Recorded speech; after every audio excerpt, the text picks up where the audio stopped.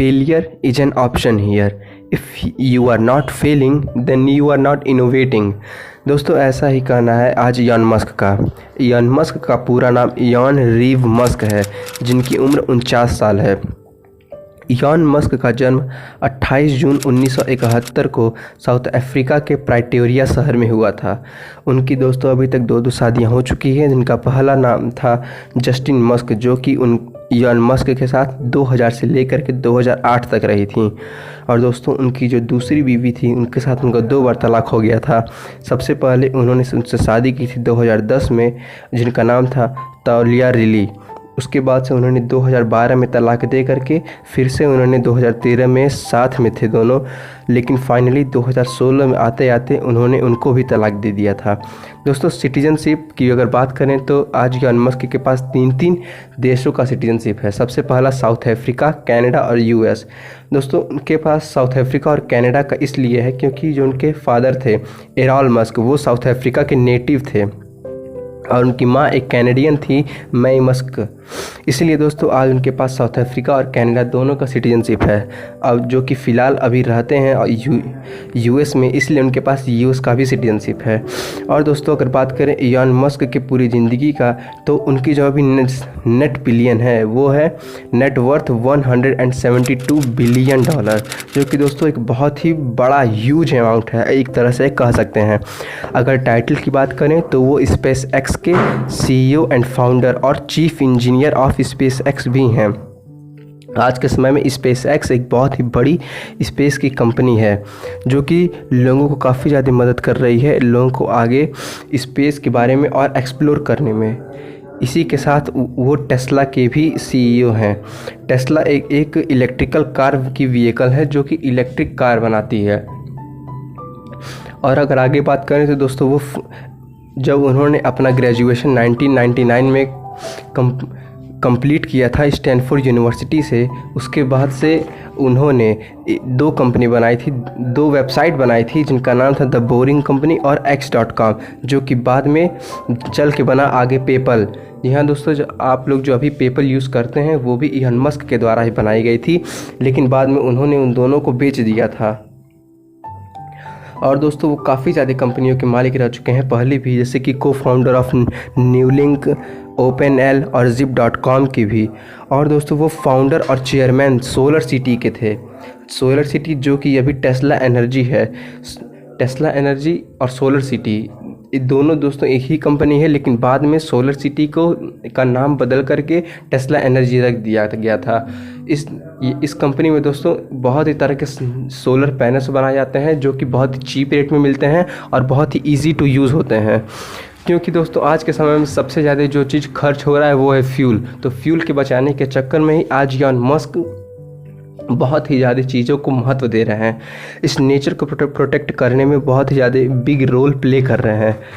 और दोस्तों उन्होंने जब जिप2 अपने भाई के साथ मिलकर के, जो जिनका नाम है किम्पल मस्क, अपने भाई के साथ मिलकर के जिप2 बनाया था, जो कि बाद में उन्होंने कॉम्पैक्ट नामक एक कंपनी को $307 मिलियन में बेच दिया था 1999 में।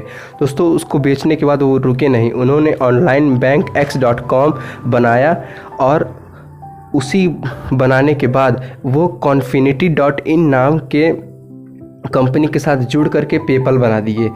दोस्तों पेपल जो है आज 2 से 3 कंपनी को मिला करके बना है, लेकिन पेपल वालों ने भी उन्हें निकाल दिया था क्योंकि वो उनका यह कहना था कि इलॉन मस्क वहाँ पे सही से काम नहीं कर रहे हैं और वो अपनी मनमानी कर रहे हैं। इसलिए दोस्तों वो $307 मिलियन दे करके इलॉन मस्क को उन्होंने निकाल दिया था। तभी दोस्तों इलॉन मस्क और वहाँ पे भी नहीं रुके, वहाँ उसके बाद उन्होंने 2002 में ईबे बनाया, जिसको $1.5 बिलियन में बेच दिया। ईबे बना करके उन्होंने $1.5 में ईबे को भी बेच दिया। और दोस्तों फिर 2002 में ही उन्होंने स्पेस एक्स बनाया। स्पेस एक्स बनाने के पहले वो रशिया गए थे अपना प्लान डिस्कस करने रशिया के स्पेस इंडस्ट्री के साथ, लेकिन रशिया वालों ने भी उन्हें वहाँ से निकाल दिया था। उसके बाद उन्होंने सोचा कि अब हम अपना खुद का ही एक कंपनी स्टैंड करेंगे जो कि स्पेस को एक्सप्लोर करने में और लोगों की हेल्प करेगी।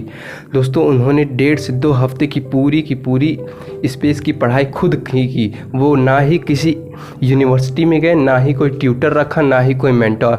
वो खुद बैठ करके 2 हफ्ते तक लगातार पढ़ के स्पेस के बारे में अपनी खुद की न्यू कंपनी लॉन्च की। इसका नाम था स्पेस एक्स। दोस्तों स्पेस एक्स का जब पहला रॉकेट लॉन्च हुआ तो वो लॉन्च होने से पहले ही वहीं ज़मीन पे ही फट गया। दूसरा दोस्तों उड़ते उड़ते फट गया, और जो तीसरा था वो अर्थ के इन्वायरमेंट में जा कर के फट गया। लोगों को लगा कि अभी इलॉन मस्क बहुत ही ज़्यादा लॉस में जाएंगे और वो आगे वो कुछ भी नहीं कर पाएंगे। लेकिन उन्होंने चौथी बार जब कोशिश करी, लोगों ने कहा ये पागल है, कुछ नहीं कर पाएगा, फिर से फेल होगा। लेकिन दोस्तों चौथी बार में उन्होंने खुद उसको ट्राई किया और वो सफल भी हुआ। उसके बाद से दोस्तों उनको $15 बिलियन का इस नासा की तरफ से ऑफ़र आया, लेकिन उन्होंने उस ऑफ़र को मना कर दिया और अपनी कंपनी स्पेसएक्स पे और ध्यान दिया। उसके बाद से 2004 में वो टेस्ला के चेयरमैन बने और उन्होंने इतना अच्छा से चेयरमैन का जो पोजीशन था उसको होल्ड करके उसमें इतना बढ़िया काम किया कि टेस्ला वालों ने 2008 में ही इलॉन मस्क को CEO बना दिया। फिर उसके बाद से 2008 के दोस्तों 2 साल पहले ही उन्होंने सोलर सिटी भी बनाई थी। जी हाँ, सोलर सिटी भी बनाई थी, जो कि बाद में चल के उन्होंने टेस्ला एनर्जी का नाम दे दिया था। वो उनके साथ कुछ पर्सनली मैटर था, इसलिए उन्होंने टेस्ला कंपनी के नाम पे ही उस सोलर सिटी को रख दिया। अगर अभी की बात करें तो अभी दोस्तों वो हाइपर लूप बना रहे हैं। जी हाँ, हाइपर लूप जिनको नहीं पता हम बता दें, वो hyper loop high speed Bactrian transportation system है। मतलब कि एक कैप्सूल टाइप की एक पूरी रूम रहेगा, और वो जो रूम है वो 1000 से भी ज़्यादा किलोमीटर पर आवर की स्पीड से चलेगा। आगे फ्यूचर 2030 तक ये जो नया प्रोजेक्ट है इलॉन मस्क का, वो बहुत ही ज़्यादा जल्दी आने वाला है। और दोस्तों अगर बात करें पेपल और ईबे का, तो पेपल जो है वो ईबे को बिक गई थी $165 मिलियन में, और वो भी 2002 में ही। उसके बाद से दोस्तों 2012 में वो फर्स्ट लिस्टेड फोर्ब्स बिलियन के फ्रंट पेज पे भी आए थे $2 बिलियन। लेकिन दोस्तों सबसे ज़्यादा चौंका देने वाली बात यह है कि जब 2020 स्टार्ट हुआ था तब इलॉन मस्क के पास सिर्फ और सिर्फ $27 बिलियन ही थे, और 2021 के स्टार्ट होते होते उनके पास $150 बिलियन उन्होंने अर्न कर लिए थे। और दोस्तों बता दें कि इलॉन मस्क के पास अभी टेस्ला का 20% का स्टॉक पड़ा हुआ है। मीन्स जो 20% की स्टॉक है वो इलॉन मस्क ने होल्ड करके रखा हुआ है। अगर आप लोगों ने 2014 में किसी टेस्ला गाड़ी के बजाय अगर टेस्ला का स्टॉक लिया हुआ होता तो गाड़ी की कीमत तो घट गई, लेकिन जो स्टॉक की कीमत है वो करोड़ों में पहुंच गई है। फॉर एग्जांपल पहले जो दाम था वो था 52 लाख एक टेस्ला गाड़ी का, लेकिन अब घट करके 37 लाख हो गया है। लेकिन उतने ही दाम पे अगर आप लोगों ने टेस्ला का स्टॉक लिया हुआ होता तो आज आप लोग भी मल्टी मिलियनर होते हैं। उम्मीद करते हैं दोस्तों वीडियो आप लोगों को काफ़ी अच्छा लगा होगा। आगे भी इसी तरह का काफ़ी ज़्यादा केस स्टडीज़ और पैसों और फाइनेंशियल पे काफ़ी सारे वीडियो इसी चैनल पे आने वाले हैं, तो प्लीज़ लाइक एंड सब्सक्राइब कीजिए और ज़्यादा से ज़्यादा इसको शेयर कीजिए। Thank you.